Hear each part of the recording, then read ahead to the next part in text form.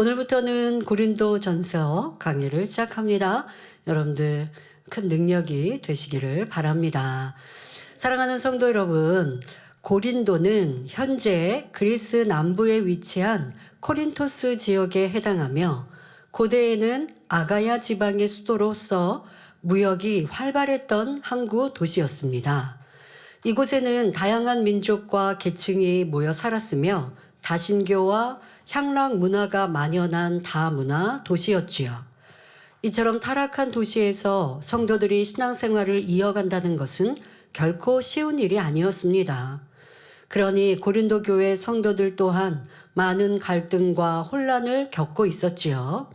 이에 사도 바울은 편지를 통해 그들에게 올바른 길을 제시하고 성숙한 신앙생활을 할 수 있도록 성경적인 답을 주는데 이 편지가 바로 고린도전서와 고린도후서입니다.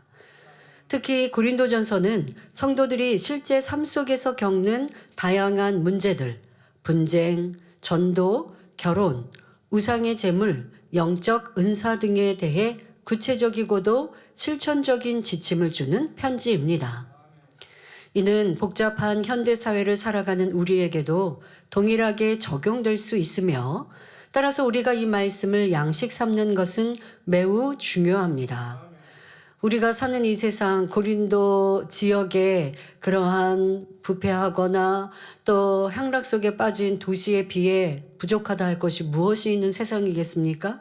더한 이 마지막 때에 우리는 살고 있으니 고린도 교회 안에 있었던 문제, 그러니까 이 고린도 교회 성도들이 세상에 살다가 이제 주를 알고 그렇게 말씀대로 살아가려고 할 때 예전 구습도 있는 것이고 또 사회와 세상 안에서 이 말씀을 적용하는 지혜도 필요한 것이고 또 이제 우리가 신앙생활을 시작하다 보면 때로는 어떤 사람은 열심히 있고 그렇지 않은 사람, 근데 열심히 있는 사람의 열심이 장점이기도 하지만 그것이 또 단점이 되는 경우도 있어요. 나는 열심인데 열심히 안 하는 사람 보면 나무라고 불편한 것이죠.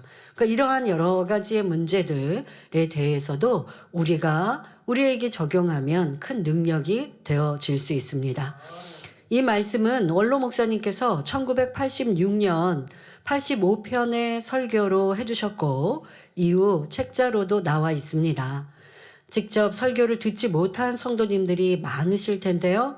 오늘부터 시작되는 고린도전서 강해를 통해 성도님들이 마주하는 여러 문제를 어떻게 이해하며 어떻게 실천해야 할지 그리고 하나님의 뜻은 무엇인지 살펴보겠습니다. 이를 통해 여러분의 영육 간의 문제나 나아가 주변의 문제를 하나님 말씀으로 분별하여 바른 길로 행하심으로 주님께서 기뻐하시는 신앙인의 모습을 이루시기를 바랍니다. 오늘은 첫 시간으로 고린도전서 저자인 사도 바울과 이 서신이 기록된 당시의 시대적 배경을 살펴본 후 본문으로 들어가겠습니다.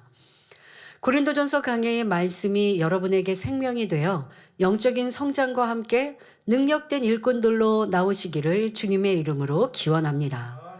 여러분 교회 안에는 아무리 주의 종이 있다고 하더라도 주의 종이 모든 성도들을 다 살피지 못할 때도 있습니다. 모든 교구장이나 선교회 지도교사님들은 해당하는 성도들 다 살피는 것이 당연한 일입니다. 그런데 때로는 성도들 중에는 주의 종님한테 차마 말 못하는 성도 안에는 서로 이해해 줄까라는 마음으로 세상에서 당하는 어떤 어려움들이나 아니면 신앙 안에 적응하지 못하는 것들을 하소연하듯이 주변 이제 그래도 나보다는 믿음 좋은 사람에게 상담하게 되는데 기관장이 되거나 선교의 일꾼들이 그러한 얘기를 들으실 수가 있어요. 근데 여러분들이 그것에 내가 답을 해줄 영적인 지식이 없어서 난 이렇게 상담을 받았는데 이걸 또 주의종님한테 보고하고 주의종님이 답을 줘야 전달할 수 있는 일꾼과 질문을 받았는데 내가 들은 진리의 말씀이 있고 성령의 주관을 받아서 이렇게 하면 돼요. 세상에서 진리를 적용하는 건 그렇게 하면 돼요. 이렇게 답을 주면 얼마나 능력 있는 일꾼이 되겠습니까? 대예배 때 간증 읽어드렸지만 우리 자매가 술 안 먹지만 회사나 어디 일을 하면서 때로는 그 술 마시는 자리에 술자리에 가는 이유는 그들에게 전도하기 위해서. 그렇다고 술자리에서 복음을 전하는 건 아니지만 그래도 평상시에 친분을 가져야 언제든 그들의 어려움을 나에게도 상담할 수 있고 전도할 때도 상대방이 마음 문이 열리잖아요.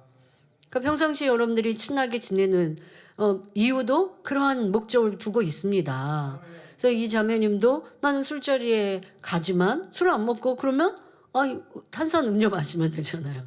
탄산 음료 마시면서 그들의 또 얘기도 듣고 또 뭐 회사 얘기 일하면서의 업무 얘기도 있게 되니까 또 업무의 연장으로도 듣고 무엇보다 사람 사이에 친해지고 또 친분을 가져야 하니까 그런 자리를 꺼리지 않았다라는 것도 참으로 고마운 일이지요.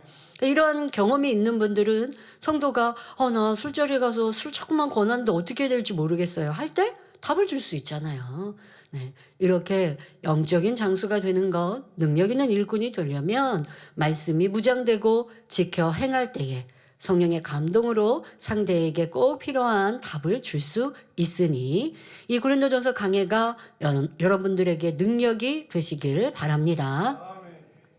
먼저 고린도전서의 저자인 사도 바울에 대해 살펴보겠습니다.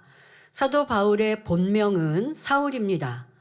그는 소아시아 동남쪽에 위치한 길리기아 지방의 중심 도시 다소에서 태어났으며 교법사 가말리엘 문화에서 공부했습니다. 가말리엘은 당시 율법학자로서 많은 사람에게 존경받는 인물이었습니다. 이렇게 사울은 최고의 스승 밑에서 율법을 배웠고 철학에도 능통했으며 스스로 하나님을 누구보다 사랑한다 생각하며 율법을 철저히 지키는 열렬한 율법주의자였습니다. 빌립보서 3장 5절 6절을 보면 사울은 자신을 이렇게 소개합니다. 내가 8일 만에 할례를 받고 이스라엘의 족속이요 베냐민의 지파요 히브리인 중에 히브리인이요 율법으로는 바리새인이요 열심으로는 교회를 핍박하고 율법의 의로는 흠이 없는 자로라 말하지요.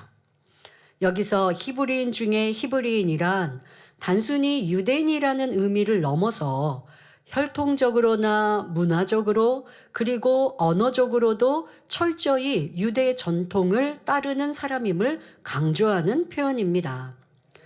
당시에 많은 유대인들이 헬라 문화의 영향을 받아 헬라파 유대인이라 불렸지만 바울은 헬라 문화권에서 자랐음에도 불구하고 히브리어를 사용하고 유대 전통을 고수하며 유대인의 정체성을 지켰습니다.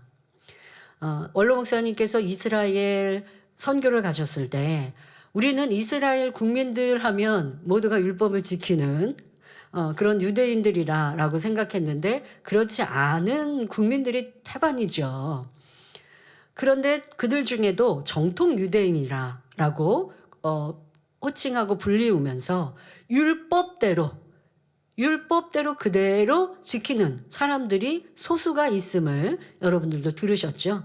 그들은 랍비의 대표적으로는 랍비들 가르치는 이러한 랍비들이 있기도 하지만 그와 그의 가족들 그런 교육을 받는 사람들은 이 율법에서 사람이 또한 율법을 기초로 한다 하였지만 사람의 생각으로 만들어 놓은 장로의 유전까지 지키면서 예를 들면 안식일을 지키는데 가스불도 못 켜요. 그러니까 음식도 못 하죠. 전날 해놓은 식은 음식 먹어야죠. 엘리베이터도 안 타요. 엘리베이터가 일을 하는 거라서 안식일은 일하지 말라 하셨으니까 엘리베이터도 안 탄다 이렇게 말한단 말이죠. 그러니까 엘리베이터가 일을 하는 게 아니라 엘리베이터를 누르는 게 일을 하는 거예요. 이렇게까지 스스로들이 규율을 만들고 지켜 행하는 정통 유대인들이 있습니다. 근데 이 예수님 시대 지금 사도 바울은 예수님의 부활 승천 후 몇 년 어간에 지금 이제 주님을 만난 거거든요. 직접 예수님을 만나고 또 직접 예수님의 살아서 역사하실 때 사역하실 때 예수님의 사역을 직접 옆에서 본 사람이 아니라 예수님이 부활 승천하신 후 주님이 그 영으로 만나 주신 사도 바울이지요. 그런데 이때 막 주님의 부활 승천 후 몇 년여간 지나지 않은 바로 초대교회의 상황입니다. 그런데 사도 바울은 주님을 만나기 전, 이 쉽게 말하면 정통 유대인과 같이 율법주의자, 아주 율법주의자였기 때문에 주님을 믿는다는 사람들을 무시하고 싫어하고 했던 것이죠. 그러니 앞장서서 핍박했던 사람이었습니다. 또한 그는 로마 제국의 시민권을 가지고 있었습니다. 오늘날로 치면 초강대국의 시민권을 가진 것과 같아서 법적 보호와 특권을 누릴 수 있는 매우 영향력 있는 신분이었지요. 그런데 사울은 예수 그리스도를 만나기 전 주를 믿는 사람들을 심하게 핍박했습니다. 그는 예수 그리스도를 믿는 사람들이 자신이 열렬히 옹호하는 바리새파적 유대교를 위협한다고 여기며 그들을 핍박하고 감옥에 가두고자 앞장섰습니다. 철저한 율법주의자인 사울이 보기에는 예수님을 메시아라며 추종하는 것이 하나님을 모독하는 행위였기 때문입니다. 하나님은 천지만물의 주제이시며 신이십니다.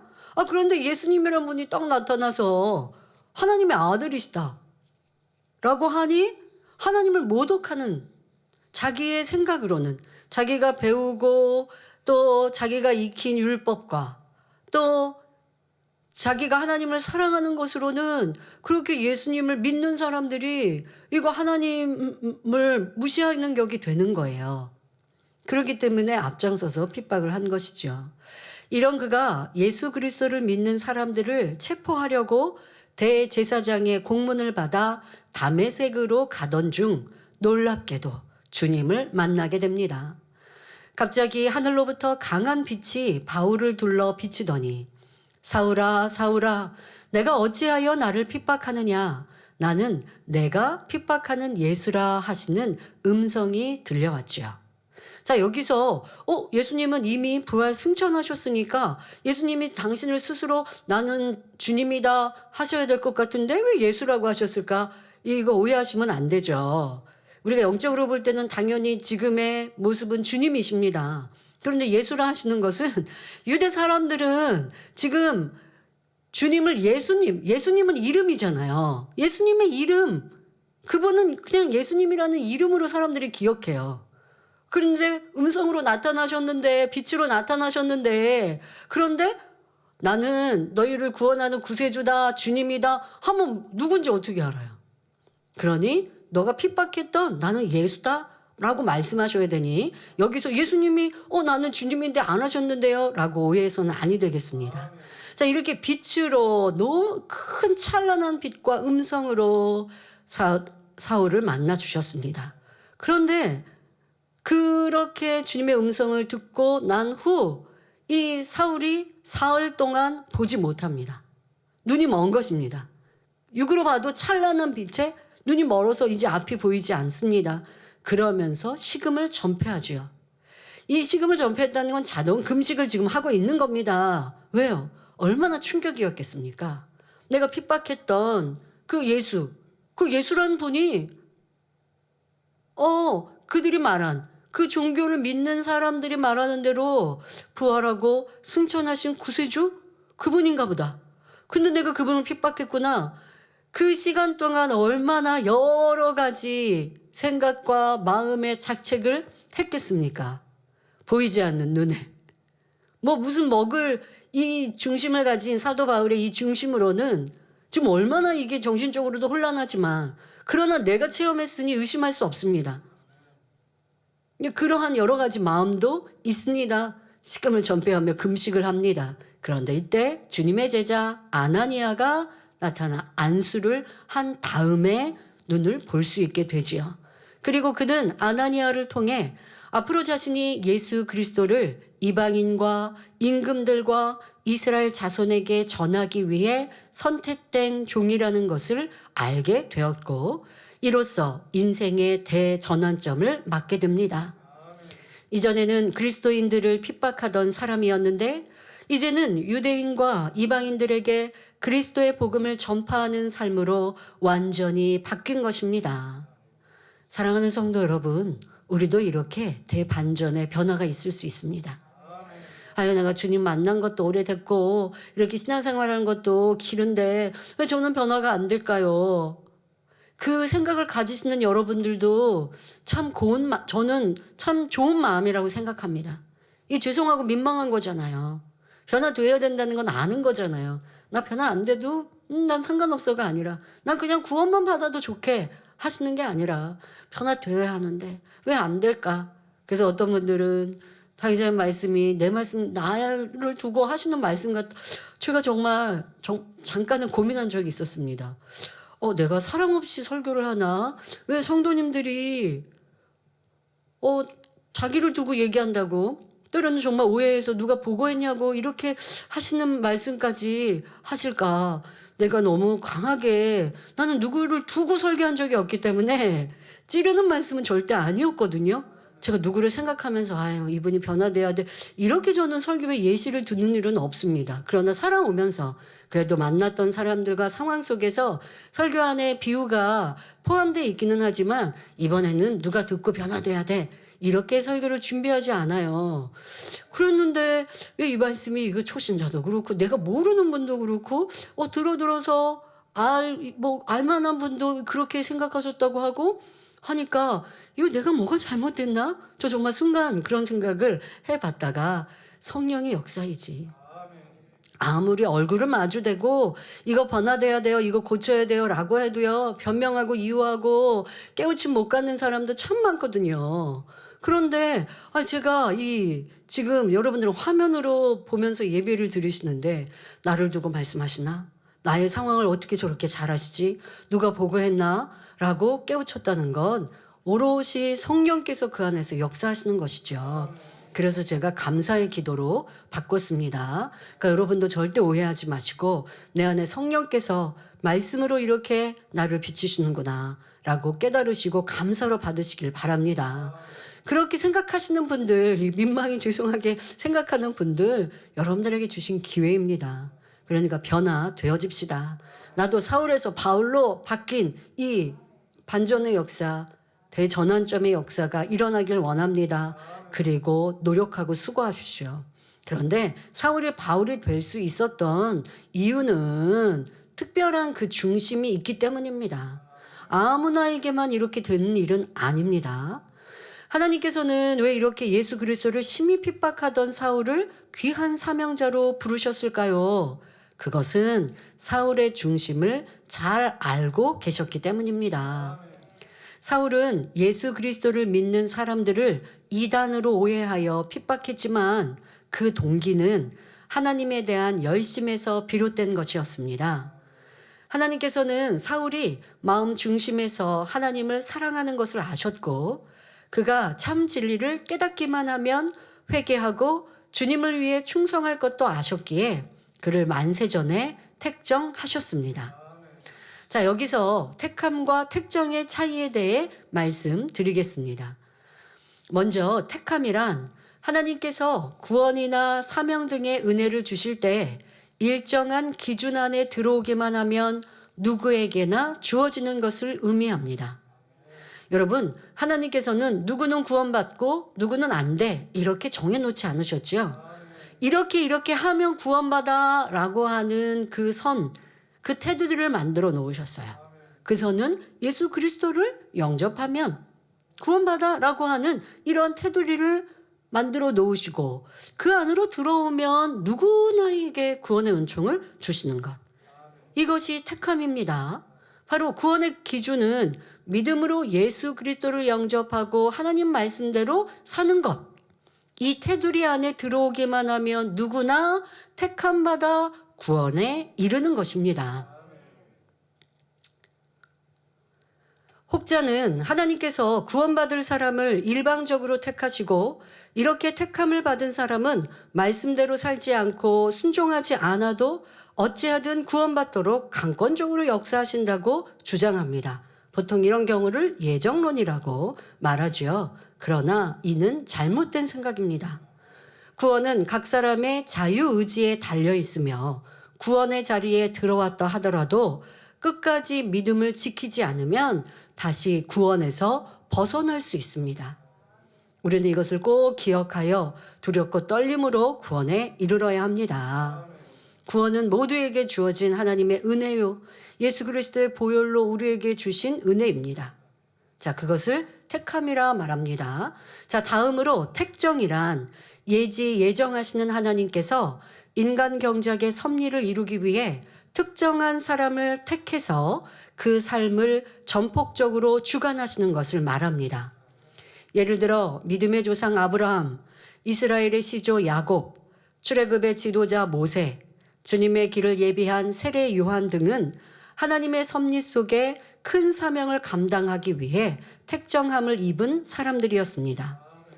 하나님은 전지에 전능하심으로 경작의 섭리 가운데 어느 시점에 이르면 어떤 중심과 마음을 가진 사람이 태어날 것을 아십니다. 그래서 하나님의 일을 이루기 위해 합당한 사람을 선택하시고 특정한 사명을 감당하게 하시지요. 이렇게 택정함을 입은 사람은 잉태되고 태어나는 과정은 물론 삶의 매 순간을 하나님께서 친히 간섭하셔서 연단하여 결국은 하나님의 섭리를 이루게 하십니다. 자, 여기에서도 오해하시면 안 됩니다. 그러면 하나님이 택정하신 사람은 태어날 때도 간섭하시고 성장 과정과 나아가는 길을 간섭하시니까 그냥 하나님이 다 그렇게 만드시고 이끄셨네 라고 오해하시면 안 돼요. 하나님은 이끄시고 만드십니다. 그러나 당사자가 순종하지 않으면 소용이 없죠.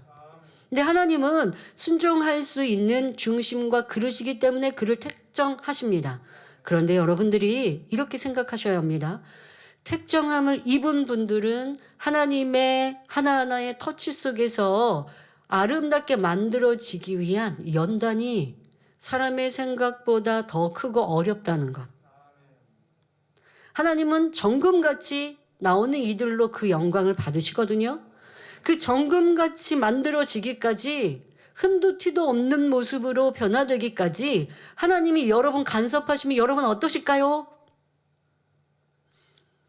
여러분들이 누구 미워하는데 미워하니까 하나님께서 건강을 해치게 하시거나 여러분들이 어떤 악을 행하니까 내가 사고를 하나님이 직접 하나하나 손대시면 여러분들 두 손 두 발 들고 떠날 수도 있어요.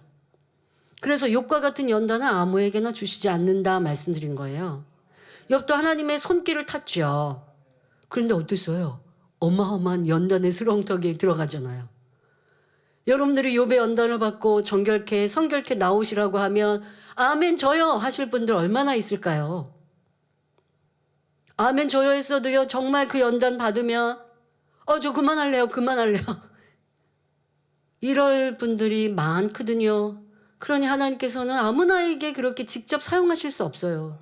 왜 하나님 저 사람은 귀히 사용하세요? 하나님이 저 사람은 택정하셔서 능력 주시고 권능 주시고 하나님이 영광의 도구로 사용하세요? 저도 택정하셨으면 하나님이 저의 부모의 그 잉태할 때부터 아버지 어머니 정자 좋은 정자를 만나게 하셔서 나를 잉태케 하셨으면 제가 더 좋았지 않았을까요? 그러면 그래요. 여러분들 그렇게 해서 태어난들 아버지 하나님이 하나하나 손길로 터치하시면 힘들어서 도리어 원망하고 불평하면 그런 사람은 하나님이 손 대실 수가 없잖아요. 이 얼마나 안타까운 일입니까? 요나는 선지자입니다. 하나님의 앞일이 되어지 계시를 받고 또 그 말씀을 전하는 선지자이잖아요. 그런데 하나님의 뜻에 불순종합니다. 근데 하나님께서 역사하셔서 다시 하나님 말씀대로 순종해요. 그런데 순종했어도 하나님의 깊은 사랑을 알지 못하니 니느웨 백성을 살리실 때 불편해하고 있습니다. 싫어하고 있습니다. 그러면 하나님이 그 삶을 다 인도하시는 특정한 사람이 될 수 없는 거예요. 그러니까 이런 요나 같은 경우는 하나님이 특정하셨다 할 수 없고 그가 하나님의 음성을 들을 수 있고 하나님의 뜻을 알 수 있는 그 길을 갔기 때문에 그렇게 사용하신 거죠. 이러한 차이가 있습니다. 나도 하나님의 특정함을 입은 사람이었으면 얼마나 좋았을까가 아니라 지금이라도 할 수 있어요. 어떻게? 순종만 해보세요. 준비된 그런 말씀 드릴 때 하나님의 여러분 한 사람 한 사람 다 기대하고 바라시는 것이 있다 할지라도 순종하지 않으면 하나님의 손길로 멋지고 아름다운 그릇으로 빚어질 수 없어요. 여러분, 우리를 낳은 부모님들도 여러분들에게 대한 다 기대가 있으셨어요. 우리 부모님은 많이 못 배우셨고 부유하지 않으셔서 저에게 뭐 기대 안 하신 것 같아요. 아니요. 어떤 상황에서도 부모님은 자녀를 낳을 때 나보다 더 잘나고 잘 살고 성공하기를 기대하고 바라세요. 그러니까 학생들 좀 미안하지만 그러니까 부모님들이 잔말씀 하시면서 그러면 안 된다, 공부해라 공부해라 자꾸 하셨던 거고 하시는 거예요. 나 잘 되라고. 근데 그거를 깨닫는 건 이미 이제 나이가 한참 지나서 깨달으면 그때 가서는 기회를 놓친 것이죠. 학생회 때 공부해서 자기를 만들어가야 되는데 그때는 불순종하고 내 마음대로 살았거든요. 그러고 나서 나중에 내가 내 자녀 낳아보면 부모님 마음이 이랬구나 이렇게 아는 거죠. 자, 여러분들 아버지라면 우리에게 가장 멋지고 아름다운 자녀들로 빚고 빚어지기를 원하세요. 그러니까 하나님 말씀에 버리라 하지 말라 지키라 행하라 말씀하셨어요. 이게 멋지고 아름다운 그릇으로 나올 수 있는 비결과 길을 누구나에게 똑같이 주셨어요. 택정받았던 하나님의 사람들은 그대로 순종한 거예요. 그러니 하나님께서 그래 내가 역시 잘 택정했구나 하고 순종하는 대로 이끄시고 인도하셔서 악의 모양도 버리게 하시고 순종하는 사람 되게 하시고 그의 성격에 부족함이 있으면 그 또한도 고치게 하시고 믿음의 사람, 큰 그릇, 사랑의 사람으로 만들어서 하나님께 마음껏 영광 돌릴 수 있도록 사용하시는 거죠. 그거 부러워만 하지 마시고 우리도 순종합시다. 내가 택정 받았는지 안 받았는지 그게 중요한 게 아니라 여러분 누구를 택했다. 저는요 하나님이 나를 택정하셔서 난 이런 생각하면서 살지 않거든요. 내가 더 하나님 앞에 순종해야 하고 하나님을 더 기쁘시게 드리며 하나님은 나를 통해 마음껏 영광 받으신다. 그게 기도의 제목인 거예요. 그러면 누군가에게 당신을 하나님이 택정하셨습니다 하면 순종할 수 있고 나는 택정받지 못했어 그러면 안 순종하고 그게 아니라니까요. 순종해서 나아가면 하나님의 그 권능의 손길로 나를 멋지고 아름답게 빚어주셔서 지금의 살아간 것과 다른 삶으로 영광 받으시는 것이고 지금까지 내가 순종하며 왔는데 이제 불순종하며 내 마음대로 산다. 그러면 하나님의 그 은혜 가운데 떠나는 것이고 만민의 역사 안에 많은 말씀 속에 축복의 말씀도 받고 또 열심내는 이들에게도 축복의 또 이후에 이렇게 순종해 가면 너를 귀히 쓴다. 이런 말씀도 참 많이 주시죠. 사랑의 하나님은 그 마음 중심을 아시지만 또 이후에 그가 어떻게 될 거 아신다 할지라도 지금 최선을 다하고 열심 내고 수고하면 칭찬하는 말씀 주시고 또 축복의 말씀 주세요. 하나님은 다 예지하시고 아시니까 나중에 저 사람이 악으로 갈 거 아시는데 왜 믿음의 분량도 주시고 왜 일꾼 삼으셨어요? 아니요. 사랑의 하나님은 도리어 기회 주시고 은혜 주시고 지금 잘하는데 너 나중에 변개할 거야. 그러니까 난 너 안 써. 그러시면 그건 완전히 정해놓으신 일이죠. 그럼 인간경쟁 왜 하십니까? 그가 변개한다 할지라도 악으로 나온다 할지라도 지금 열심히 하고 수고하면 사랑 주시고 축복 주시고 그래서 회개하고 돌이키고 그 중심도 변화되도록 하시는 겁니다. 몰라서 사랑 주신 거 높여주신 게 아니고 아시지만 지금 열심히 할 때 그렇게 은혜 주시는 하나님이십니다. 그래서 교회 안에서도 보면 축복의 말씀들 또 하나님이 크게 쓰신다 하는 말씀들도 받은 이들도 있죠. 그런데 순종하지 않으면 그 말씀 후 하고 바람에 날아가는 거예요. 그럼 하나님께서 말씀 주셨는데 지금 내게 이행되지 않고 내가 불순종했다고 완전 사라졌다고요? 그 말씀 다시 붙들고 회개하고 돌이켜서 잘 또 살면 그 말씀 또 내 것이 되는 거예요. 그러니까 선택은 여러분 몫이지 하나님 나를 왜 이렇게 만드셨어요? 하나님 나를 왜 이렇게 인도하세요? 절대 우리는 그리할 수 없어요. 인간 경작은 하나님이 정하시고 그대로만 끌어가시는 게 아닙니다. 진리 안에서의 테두리가 다 있고 원리와 법칙이 있어요. 그대로 우리가 살아가면 그 복을 받는 것이고 그렇게 살지 않으면 어려움을 당하는 것이고 그건 여러분들의 선택 여하에 있음을 기억하여 택함과 택정의 설명 안에서도 택정받은 이들은 참 부럽다. 그렇게 태어나고 그렇게 살아가니까 얼마나 좋을까. 부러워만 하지 마시고 내가 순종의 사람 되어줘서 하나님 나를 귀히 쓰실 수 있도록 나아갑시다. 그런데 사도 바울도 하나님의 택정함을 입은 사람이었습니다. 앞서 말씀드린 것처럼 자기의 의로움 속에서 주를 믿는 이들을 핍박하였지만 그 마음 중심은 하나님을 사랑하였고 진리를 몰랐기 때문이라는 걸 하나님이 아셨죠. 그러니까 이것을 다 알고 계신 하나님.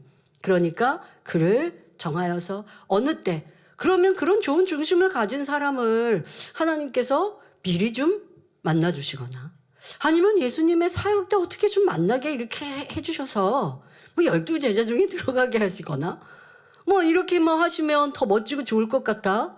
그런데 그렇지 않잖아요. 사람마다 다 하나님의 쓰심과 사용이 다른 거예요.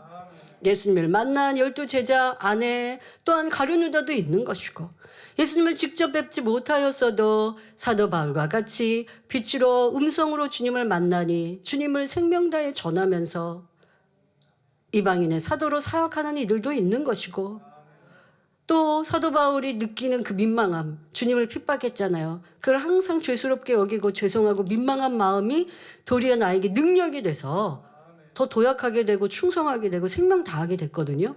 그렇다고 이걸 예수님이 일부러 하나님이 일부러 주님 핍박하도록 두신 거 아니잖아요. 그러니까 사도 바울의 지금 열정과 그 신앙 안에서는 주님을 만나기 전에는 주님을 핍박하지만 그럼 우리 한편을 생각하면 주님 핍박하기 전에 주님을 만났었으면 이런 민망함이 없었겠지. 그건 사람의 생각이고 사도 바울에게 가장 복되게 모든 일들을 인도하시는 거예요.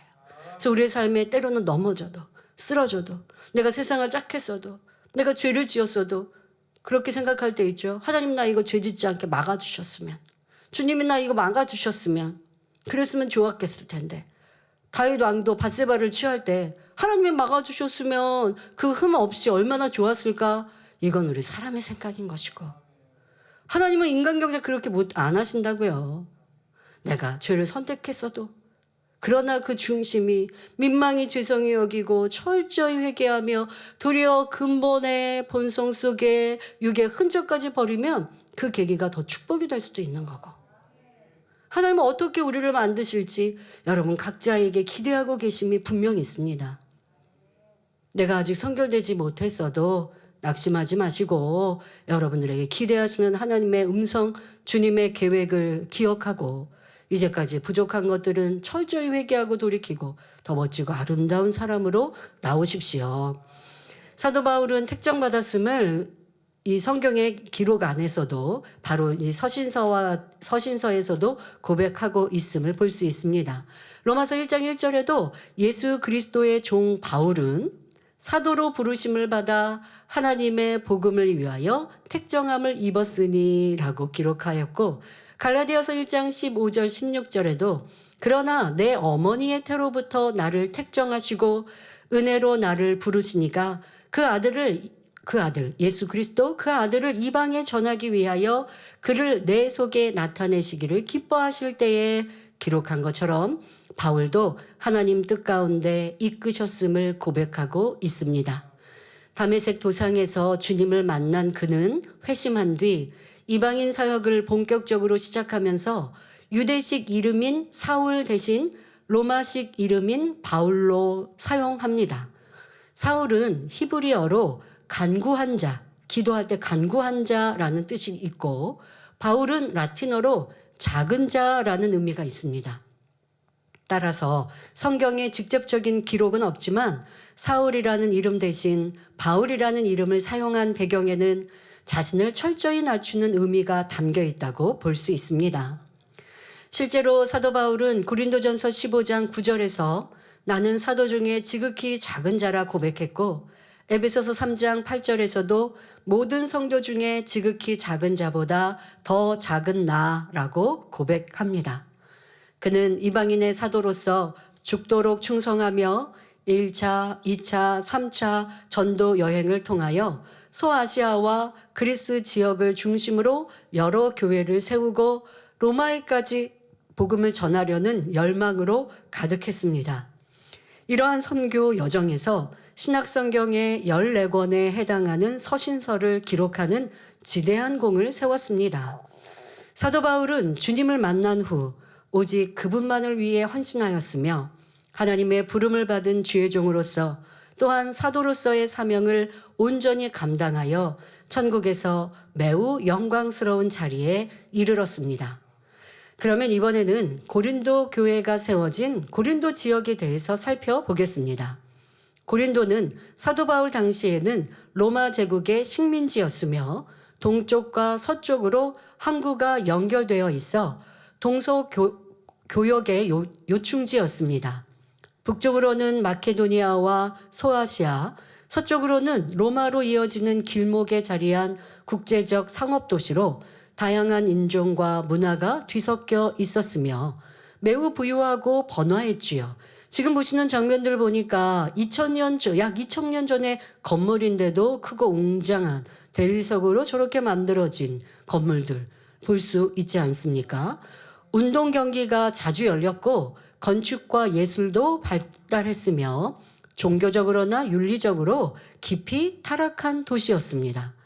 그 대표적인 증거로 아프로디테 신전을 비롯하여 수십 개의 이방 신전이 있었습니다.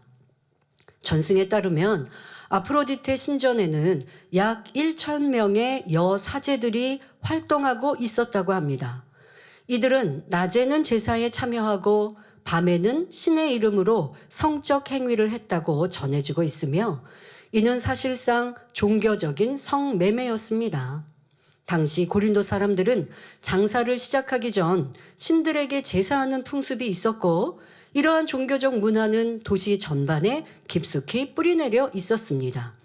우리나라도 보면 개업할 때 장사라든가 회사를 개업할 때 돼지머리 갖다 놓고 이렇게 절하면서 안전하기를 아니면 공사 같은 거 할 때도 그렇게 제사하기도 합니다. 그런데 이런 것들은 다 나라마다의 문화 속에 있지 않습니까? 지금 이 고린도 지방에도 상업 도시로서 이 장사를 하고 일을 할 때도 항상 이렇게 누군가에게 의지하고 싶은 사람의 마음이 헛된 것들을 쫓아서 우상을 만들었던 것이 삶에 그냥 뿌리 내려 있는 것이죠.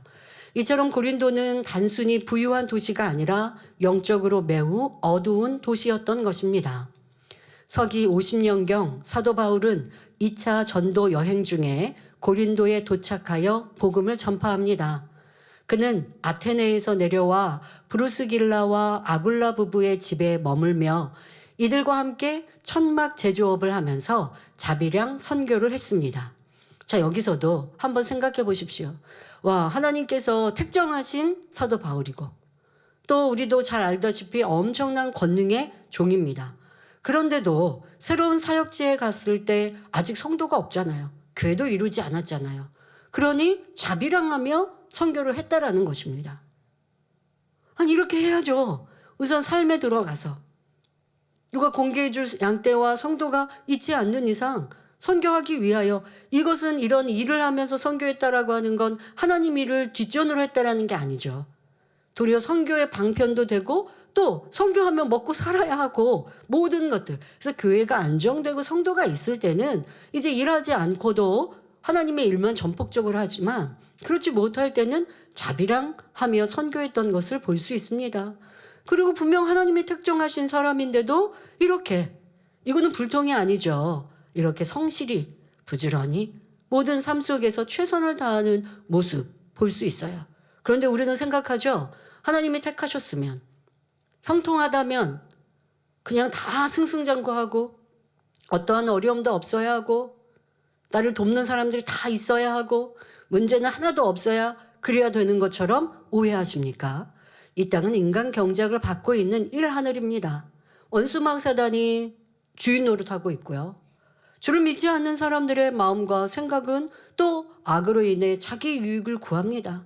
선한 사람을 괴롭게 하고 힘들게 하려 하는 세상 속에 우리는 주의 복음을 전해야 합니다. 그러다 보면 세상이 이해하지 못할 일도 있고 어려움을 당할 때도 있죠. 그러나 그것을 믿음으로 승리할 때 그릇이 커지고 또 믿음이 성장하고 하나님이 원하시는 그릇으로 나오고 그 어려움이 하나님의 영광을 돌리는 기회가 될 수 있는 거예요. 대회때도 말씀드린 것처럼 홍해를 미리 갈라놓으셔서 이스라엘 백성들이 걱정, 근심, 불평 안 하도록 그냥 쭉 건너가고, 그리고 물을 다시 합쳐 놓으시면 애국 군대가 못 따라왔을 텐데, 이게 우리의 사람의 기대고 생각이에요. 그러나 하나님은 그것이 아니라 이 사건을 통해 내가 하나님임을, 내가 위대한 하나님이다 라는 것을 이스라엘 백성들에게도 보이시고 이방인들에게도 보이시는 거예요. 그때 그 사건은 꼭 애굽 사람들뿐 아니라 이방 사람들에게도, 주변 나라 사람들에게도 소문이 나는 것이죠. 그래서 하나님께 영광을 돌리게 하고 하나님을 두려워하게 하고, 이스라엘 백성들도 그 사건 후에 뭐라 그래요? 이를 통해 하나님을 더 믿고 모세산들을 더 의지했다 기록되는 것처럼. 그러니 우리가 가는 신앙생활, 천국까지 가는 여정 안에 하나님의 사람이니까, 하나님의 교회니까, 하나님의 일이니까 조금의 어려움도 없고 그것이 형통할 거다라고 생각하는 것은 사람의 생각이요. 형통하다는 말은 어려움을 아버지가 풀어가시고 믿음으로 행할 때에 또 아름답게 열매 맺게 하시는 일들입니다. 여러분들의 삶에서도 이러한 것들을 잘 생각하셔서 나는 진리를 쫓았는데 왜 문제가 있고 어려움이 있지? 당황하지 마시고 더 믿음으로, 기쁨과 감사로, 진리로 답을 써 나가시길 바랍니다. 사도 바울은 처음에는 유대인 회당에서 복음을 전했지만 유대인들의 강한 반대에 부딪혀 회당을 떠나게 되었고, 이후에는 개종자인 유수도의 집에서 1년 6개월 동안 머물며 교회를 세우고 성도들을 양육했습니다. 고린도 교회의 성도들은 대부분 이방인 출신이었으나 일부 유대인 신자들도 있었습니다. 그 후 서기 55년경 사도 바울은 3차 전도 여행 중 에베소에 머물던 중 고린도 교회와 성도들의 여러 문제를 듣게 됩니다. 그러니까 1년 반 동안 고린도 교회를 이루고 그들을 가르쳤지만 그 지역에서 이제 떠나서 다른 곳에 갔는데 들려오는 소식이 이런저런 문제에 대해서 듣게 된 것입니다. 고린도 교회 성도들은 음란하고 부패한 사회 환경 속에서 여러 문제에 부딪힐 수밖에 없었습니다. 교회가 세워진 지 몇 년 되지 않아서 신앙적으로 아직 미성숙했고 교회 안에는 여러 갈등과 문제들이 발생하고 있었지요. 부유한 계층과 가난한 계층 사이의 갈등, 성도 간의 법정 소송, 우상의 제물에 대한 혼란 등 여러 문제가 있었던 것입니다. 이러한 소식을 들은 사도 바울은 각 문제에 대한 명백한 답을 제시하고자 고린도 전서를 기록했습니다. 바울 서신 중에 로마서나 갈라디아서가 복음의 교리적인 측면을 강조한다면 고린도 전서는 교회 공동체 안에서 성도들이 어떻게 살아가야 할지를 실질적으로 다루는 서신입니다. 교회 내의 분쟁, 영적인 은사의 남용, 성만찬에 관한 오해, 결혼과 부활에 관한 문제 등에 대해 바울은 올바른 길을 제시하고 있습니다. 그러므로 우리가 고린도전서를 바르게 양식 삼으면 신앙생활에 큰 도움이 되고 하나님 뜻을 분명히 알게 되므로 영육 간의 축복된 삶을 영위할 수 있습니다. 자, 이제 본문 말씀으로 들어가겠습니다. 고린도전서 1장 1절에서 바울은 하나님의 뜻을 따라 그리스도 예수의 사도로 부르심을 입은 바울과 및 형제 소스데네는 이라고 하여 자신이 하나님의 뜻에 따라 부르심을 받은 사도임을 밝히고 있습니다. 바울은 다메섹 도상에서 주님을 만난 이후 온전히 하나님의 종이 되어 사도로서 일생을 주님께 바쳤습니다. 종이란 주인에게 속하여 오직 그 뜻대로 살아가는 사람을 말합니다. 자, 그러면 주의 종의 주인은 누구일까요? 바로 우리 아버지 하나님이십니다. 그러니 복음을 전하는 주의 종은 오직 하나님 말씀에 순종하며 세상과 구별되어 오직 하나님 나라의 일에만 전념해야 합니다. 내 육의 가족이 우선이 되어서도, 내 육의 가족 때문에 하나님 일에 방해가 되어서도 아니 되어지는 것이죠. 그러니 원로 목사님은 육의 가족이 우선이 아니라 영혼들이 우선이었고 하나님 나라의 일들이 최우선이셨습니다. 그러니 교회를 위해 기도하는 내용은 상세히도 기도하셨지만 가족을 위해 기도하신다. 매일매일 나도 가족을 위해 기도한다 하셨을 때 나를 위해서는 무슨 기도를 하시나 들어봤더니 오늘 하루도 모든 가족들 하나님께 맡겨드립니다. 하나님께서 책임져 주옵소서. 저 기대했다가 그 말씀 듣고 입을 그냥 벌리고 있다가 아, 이게 더 축복이다. 저의 뭐 작은 것부터 큰 것에 이르기까지 하나하나 기도해 주실 수는 다 없죠. 그럼 짧게 뭐 몇 가지를 놓고 기도해 주실 수밖에 없을 거예요. 그런데 그러한 세밀한 기도보다 하나님 아시지요. 맡겨드립니다 하시고 도리어 주의 종으로 양떼를 위해 하나님 나라를 위해 기도하면 와 하나님께서 책임져 주실 수밖에 없겠구나. 이게 아버지로서 자녀를 위해 세밀하게 기도해 줄 수 있는 건데 그런다고 잘못도 아닌데 도리어 그 기도 시간을 하나님 나라와 영혼을 위해 간구하실 때 하나님이 보실 때 얼마나 사랑스러우실까. 그러니 책임져 주시겠구나. 도리어 그래서 든든한 마음으로 생각을 바꿨습니다. 그렇게 간다면 어찌 능력받고 걷는 것 같지 못할까요? 그런데 주의 종이라 하면서도 내 가족이 우선이 되어지고 하는 일들이 얼마나 많은지 참으로 다르지요. 을로 목사님의 삶과는 참 다른 것들을 봅니다. 본문에서 하나님의 뜻을 따라 그리스도 예수의 사도로 부르심을 입은 바울이라고 말씀한 것처럼 사도나 종은 자기 스스로 되는 것이 아니요 오직 하나님의 뜻을 따라 부르심을 입어야 합니다. 그런데 오늘날 현실을 보면 하나님의 뜻에 따라 종이 된 경우도 있지만 그렇지 않은 경우도 있습니다. 자, 여기에서 주의 종이 되는 경우에 대해서 5가지 유형에 대해 살펴보도록 하겠습니다. 또 이 재단의 우리 젊은이들 안에 주의 종을 사모하고 또 하나님 나라를 위해 충성할 그러한 큰 일꾼들도 많이 나오시길 바랍니다. 그럴 때 이런 말씀들을 기억하셔서 여러분들이 일꾼으로 충성할 때도 어떤 경우는 난 레이족 되고 싶어요 하더라도 그냥 지금 지금은 주의 종이라는 것으로 말합니다.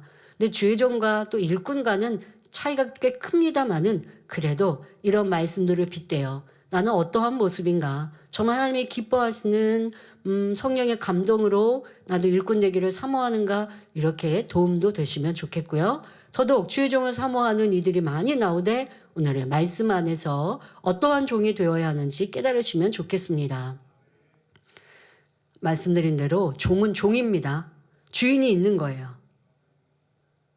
주인은 아버지 하나님. 그러면 나의 주인이 나는 그냥 나 혼자였으면 좋겠어. 내가 나의 주인이면 좋겠어요. 난 성도면 내가 내 주인 아닐까요? 아니, 성도와 하나님과는 하나님 아버지와 아들, 딸, 자녀라고 아버지와 자녀라고 얘기하는데 이거 주의 종은 종하니까 좀 더 낮은 것 같은데요. 아니요, 전 주의 종이 좋은 것 같은데요. 왜? 내가 하나님의 종으로 하나님의 뜻을 받들고 그래서 하나님의 일을 직접 이룰 수 있대 그 영광을 나타낸다면 모세 선지자 얼마나 멋있습니까? 그러니까 이게 주의 종은 참으로 종이라 한다 해서 낮은 직함이라는 게 아니라 그러한 참종이 되어지면 지금 말씀드릴 사도와 같이 귀 쓰는 종이 되어지면 하늘에서는 크고 높은 위치에 서게 됩니다. 내가 주인 되지 않고 주님이 아버지 하나님이 주인 되어지는 삶이라는 건 희생과 헌신이 낮아짐은 이 땅에서 있다 한다 할지라도 나를 위해 먹고 마시고 즐기고자 사는 것은 아니고 오직 하나님의 나라와 영광을 위해 나를 복종시켜 살아가는 그런 죽어지는 삶이라 한다 할지라도 하늘에는 큰 영광이기에 복된 것입니다. 자, 주의 종으로 가는 유형을 말씀드립니다. 첫째, 사도 바울이나 모세 선지자처럼 하나님께서 친히 부르신 경우입니다. 이는 하나님의 뜻에 따라 주의 종이 되는 경우로서 가장 바람직한 경우이죠. 자, 그런데 여러분들 지금 내 신앙생활 속에서 또 때로는 교회에서 당신 주의 종으로 가세요 부르는 것도 없고 또 어떤 말씀을 받아서 너 주의 종으로 가라 하는 이러한 상황도 없고 그러면 첫 번째 상황은 벌어지지 않을까요? 그렇지 않습니다. 여러분 안에 성령께서 계시고 성령께서 내 마음을 뜨겁게 주관하시고 그래서 그에 따라 순종하면서 여러분들이 주의 종으로 준비해 간다면 교회에서도 듣고 알고 당신 주의종으로 가세요 하면 첫 번째 경우가 되는 거예요. 그런데 내 마음 안에 성령께서 주관하시는데 난 준비하지 아니하고 순종하지 아니하고 이행하지 아니하고 이 주의종 길은 참 멋져. 그래 하나님의 사람들처럼 그렇게 위대한 일을 이룬다면 하늘에 얼마나 큰 자가 될까. 바라기는 하는데 난 준비가 되어 있지 않으면 교회에서도 쓰지 않을 것이고 그러면 첫 번째 상황이 될 수 없지요. 여러분 안에 내주하시는 성령님께서 깨우쳐 주시고 음성으로 주관하실 수 있다라는 것, 첫 번째 유형에 들어갈 수 있습니다.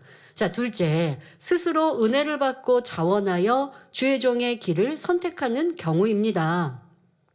자, 이 경우에도 변함없는 중심으로 사명을 감당한다면 하나님께서 은혜와 능력을 주셔서 참된 주의 종으로서 쓰임 받을 수 있습니다. 여러분들이 기도하고 신앙생활 하다가 내가 크게 은혜 받고 그래 나도 내 삶을 주를 위해 살아야지. 그러니까 세 번째부터는 안 되고요. 두 번째까지는 내가 정말 주를 위해 살아야지. 헌신하는 삶을 살아. 그런데 꼭 기억하셔야 합니다. 주의 종은 종이라는 거. 내가 없어야 한다는 거. 악은 모양으로도 버려 선결되어져 능력받고 권능의 종으로 나올 분들이 주의 종으로 가는 거지. 나는 그냥 약간의 헌신을 하고 지금도 충성 많이 하는데 뭐 거기서 조금 더 충성하며 주의 종이 될까? 그럴 수는 없어요. 내가 없는 이가 되어야 하고 하나님의 영광을 내 전부를 드려야 하고 그래서 우리 원로 목사님께 주의 종 교육을 받을 때면 주의 종은 출근하는 8시간 지금 뭐 7시간입니다만 업무 시간이 그 시간만 일하는 거 아니다 이렇게 가르쳐 주셨어요. 주의 종은 24시간 대기하는 것처럼. 왜? 성도가 어떤 일이 새벽에 일어날지 뭐 가족들 중에 부모님 아니면 우리 연로하신 성도님이 소천하셨어요. 그러면 가족들이 부르면 새벽에도 가고 밤도 가거든요. 어디가 누가 아프다 하면 전화 요즘에는 근데 통신이 있으니까 또 그렇게 전화 오면 받아야 돼요. 근데 우리 성도님들 그래도 서로 예의가 있지. 급한 일이 아니라면 밤에 새벽에 주의종들 주무셔야 되는데 전화하시면 안 됩니다. 제가 우리 주의종들은 하나님의 종이어서 양떼를 위해 있다고 한다고 여러분들이 주의종들에게 막 밤에도 새벽에도 막 아침에도 막 이렇게 그리고 사소한 일에도 막 문자 보내시고 상담한다고 전화하시고 그러면 안 돼요. 그러라고 주의종이 있는 건 아니고 영혼들의 문제가 있을 때 항상 살피는 것 그런 마음으로 살아가고 있는 것이죠. 그래서 항상 대기하듯 이렇게 주의종으로 있는 것이고 또 주의종은 어디 저 해외 세계 선교에 오지 개발되지 않은 땅에 가서 선교하세요. 아니면 핍박이 있는 나라에 가서 선교하세요. 라고 해도 아멘 하면서 준비할. 그래서 예전에 우리 주의종님들 그렇게 배웠죠. 집에 항상 짐을 싸두듯이 가라고 하면 짐. 그러니까 마음으로 하나님의 일을 하면 우리가 교회에서 정한 시간 출근이고 퇴근이로 가는 시간은 있지만 주의종들이 때로는 저녁에도 신방하시기도 하고 아니면 낮에 신방 못하는 뭐 학생들 학교 갔는데 낮에 신방 안 하잖아요. 그러면 학생들 학교 끝나고 나서 신방할 거고 뭐 이렇게 본인들 시간도 바꾸고 있고 제가 볼 때는 도리어 신방 안 하고 쉰 시간도 많으면서 시간 더 내서 했다고 이렇게 하기도 하고 참 교회적인 연단회 때 많은 일들을 경험합니다마는 이런 이들은 하나님이 참 정이다. 너는 내 일을 한 게 아니구나. 그냥 세상에서 월급 받은 직장인이었구나 하실 수밖에 없는 것이죠. 이런 이들은 주의종으로 오시면 안 돼요. 하나님을 첫째로 사랑하여 하나님의 맡겨주신 양떼 주님의 핏값으로 산 양떼를 내가 생명같이 지키겠다. 헌신하며 내가 없이 먹고 입고 갖고 누리고가 아니라 오직 아버지 영광을 위해 살겠다. 더 깨어지고 낮아져서 능력의 종되고 권능의 종되어 하나님 나라를 확장하겠다. 내 마음이 그렇게 뜨거워요. 내 마음에 그런 은혜가 충만해요. 그런 분들은 성령의 그 뜨거움의 역사에 아멘하시고 말씀도 무장하시고 불같이 기도하시고 자기를 만들어 가셔서 귀한 이 사명 사모하셔도 좋습니다. 그런 다음에 하늘의 큰 자가 되어지지요. 지금도 뭐 우리 국내에도 지교회들 주의종 없는 것들도 있고 능력 있는 주의 종이라면 환영하죠. 우리 와서 좀 사역해 주세요. 우리도 부응하고 우리 좀 관리해 주세요 할 것이고 하는데 그렇지 못하니 참 안타깝죠. 해외에도 성도 리더가 얼마나 많습니까? 근데 우리 성도 리더들이요 아주 똑똑하게 사역들 하시니까 걱정 안 합니다만은 그래도 주의 종이 있으면 또 든든하지 않을까라는 생각도 합니다. 여러분들도 해외도 어느 나라에 주의 종이 필요한가 하면 그 나라 언어 익히시고 선교사라도 지원한다면 하나님 나라를 함께 이룰 수 있지요. 자, 세 번째 주의 종으로 가는 유형은 다른 사람의 권면이나 부모의 서원에 의해서 주의 종이 되는 경우입니다. 예를 들면 계속되는 사업 실패로 낙심한 사람이 기도원에 가서 예언 기도를 받았습니다. 이때 예언 기도하는 분이 당신은 하나님께서 주의 종으로 택하셨기 때문에 다른 일은 안 풀리는 것이다 라고 알려줍니다. 그러면 이 말을 듣고 목회자의 길을 선택하는 경우가 있지요. 글쎄요. 요즘에도 기독교 안에 이러한 일들이 있나요? 근데 예전에는 이렇게 뭐 기도원에 가서 기도하고 금식하고 이러한 기독교 문화들도 많이 있었습니다. 그럴 때 누군가에게 뭐 예언 기도 받는다. 그러니까 특히 내 일이 잘 안 이 세상에서 점치러 가는 거 그렇게 하듯이 하면 안 되죠. 뭐가 문제예요? 내 안에 성령이 계시잖아요. 성령께서 알려주시고 성령께서 깨우쳐 주시는 것에 귀 기울여야 되는데 내가 하나님과의 관계에서 담이 많으니까 나로는 성령의 음성을 듣지도 못할 것 같아. 그러니까 누가 예언한다고 가서 예언 기도를 받는다고요? 여러분 그런 신앙 갖지 마시고 우리 안에 성령님은 알려주시고 하나님의 깊은 것이라도 통달하시는 분입니다. 성령 받은 하나님 사람 아닙니까? 성령의 음성 안 들려요. 그러니까 죄담 헐어야 되고 어렵고 문제가 있으면 죄담이 있기 때문인데 무슨 주의 종으로 가라고 권면합니까? 죄담을 헐고 또 내가 하나님 말씀대로 살았는가라고 해야 하는데 심지어 어떤 경우에는 만일 주의 종의 길을 가지 않으면 하나님께서 진노하신다. 큰 질병으로 치실 수도 있다. 이런 말로 두려움을 느끼고 억지로 목회자의 길을 가는 사람도 있습니다.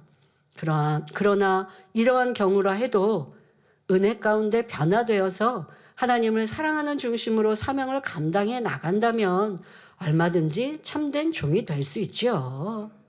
내가 시작은 조금 잘못되었어도 이제 다시 하나님이 기뻐하시는 길로 가면 되는데 그런데 그렇지 않고 억지로 힘들게 가면서 아유 그때 우리 부모가 서운해서 내가 억지로 이 길을 가야 돼 이러고 있으면 그거 어떻게 참된 종이 되겠습니까? 그러니까 이렇게 누군가에 의해서 갈 길도 아닌 것이고 부모님들 절대 임의로 서운하지 마시고 또 여러분들이 혹여 이런 상황에서 주의 종의 길이나 어떤 일꾼의 길에 갔다면 이제 여러분들이 하나님 앞에 합한 모습으로 가신다면 되지요. 후회하고 억지로 가지 마십시오. 넷째, 사심이나 욕심으로 주의 종의 길을 가는 경우도 있습니다. 예를 들어 주의 종이라는 위치가 좋아 보이고 성도들의 섬김을 받는 것이 부러워서 주의 종의 길을 가는 경우입니다. 또는 교회 헌금을 주의 종이 마음대로 사용할 권한이 있는 것처럼 오해해서 돈을 벌고자 하는 목적으로 가는 경우이죠. 이 재단은 주의 종들이 헌금을 아예 손대지도 않습니다. 그 재정을 관리하는 장로님과 일꾼들이 정해져 있고 그분들이 하는 거예요. 그 결과 보고만 받는 거지. 주의 종이 하나도 손대고 이거 하세요, 이거 집행하세요, 저거 집행하세요, 나 월급 더 주세요. 그렇지 않아요. 그 주의 종은 또 그런 위치도 아닙니다.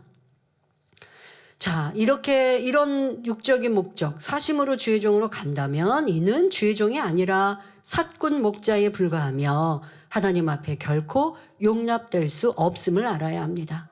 다섯째, 사단의 역사를 받아서 잘못 가는 경우도 있습니다. 양심에 화인 맞은 사람을 원수마귀 사단이 사주하여 주의 종의 길을 가게 하는 경우이지요.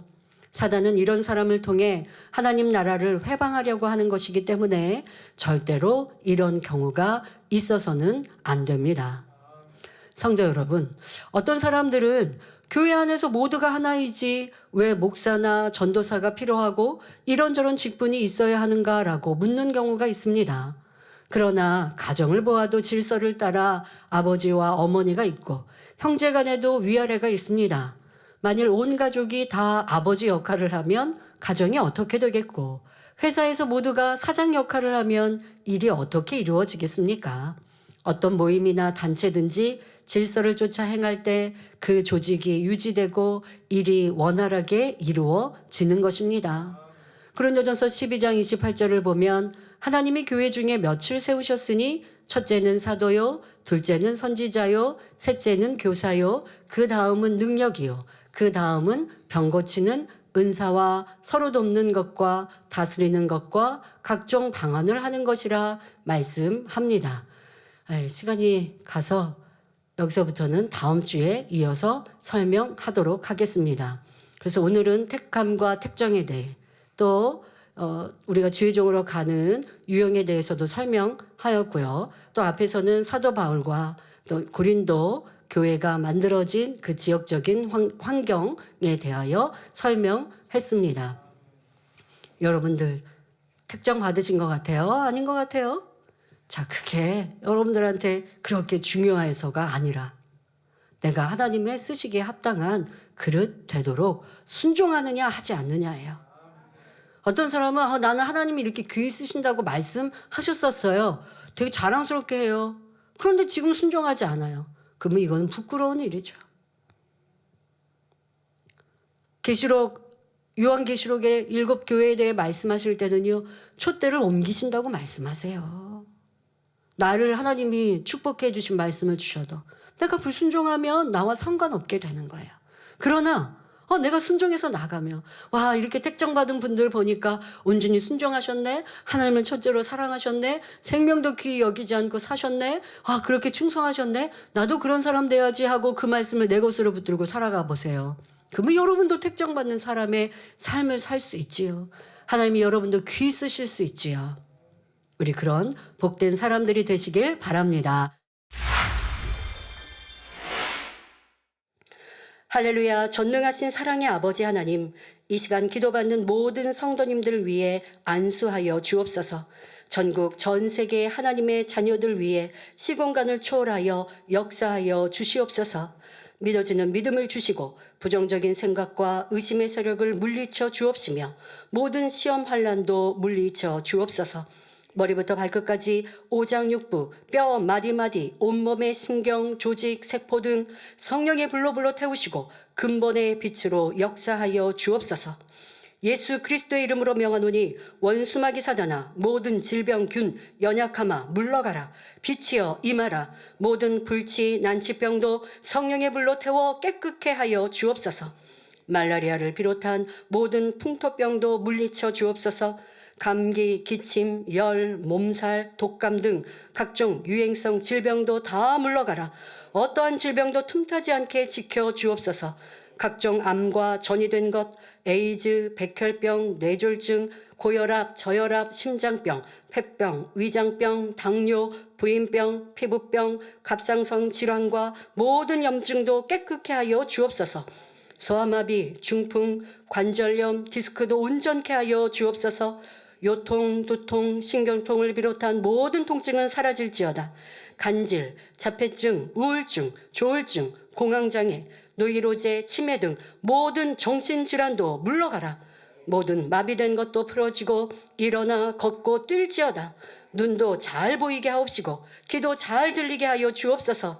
소경은 눈을 뜨고 귀머거리는 들으며 벙어리는 말할지어다. 각종 사고 후유증도 깨끗게 하시고 부러진 뼈도 붙여 주옵소서. 화상 입은 것도 온전케 하시고 화기야 물러가라. 열도 물러가라. 아버지 흉터나지 않게 역사하여 주옵소서. 마약을 비롯하여 각종 약물과 독극물 중독도 깨끗함을 입을지어다. 죽은 신경과 세포가 살아나며 죽은 자도 살아나게 하여 주옵소서. 잉태의 축복도 주시기를 원합니다. 예수 그리스도의 이름으로 명하노니 원수마귀 사단아, 하늘 공중 권세 잡은 악의 영들아 물러가라. 그의 사자들도 물러갈지니라. 이 땅의 악한 영, 더러운 영, 거짓되고 간사한 영, 이간질하고 미혹하는 모든 어둠들은 물러가라. 모든 흉악의 결박을 풀고 어둠아 물러가라. 빛이여 임하라. 아버지 하나님, 부르짖어 기도할 수 있는 능력을 주시고 죄를 버리고 성결될 수 있는 능력을 주옵소서. 영혼이 잘됨같이 범사에 잘되게 하시고 가정의 복음화도 이루어 주시기를 원합니다. 한 주간도 모든 사고와 재앙으로부터 지켜주시고 불통이 없는 형통한 삶을 살 수 있도록 축복해 주옵소서. 성령의 불담으로 천군 천사와 주님의 불꽃 같은 눈동자로 모든 하나님의 자녀들과 가정, 일터, 사업터를 지켜주시기를 원합니다. 학생들에게 지혜와 명철을 더하시고 공부할 수 있는 뜨거운 마음과 열정도 더하여 주옵소서. 마음과 생각을 세상에 빼앗기지 않도록 지켜주시고 하나님을 뜨겁게 사랑하는 학생들로 축복하여 주시옵소서. 하나님의 자녀들이 먹으나 마시나 입으나 무엇을 하든지 하나님 앞에 영광 돌리는 삶이 되게 축복하여 주시기를 원합니다. 나는 하나님을 만났노라, 체험했노라, 응답받았노라, 축복받았노라 간증하는 입술이 되게 역사하여 주옵소서. 아버지 하나님 감사합니다. 홀로 영광 받으옵소서. 우리 주 예수 그리스도의 이름으로 기도하옵나이다. 아멘.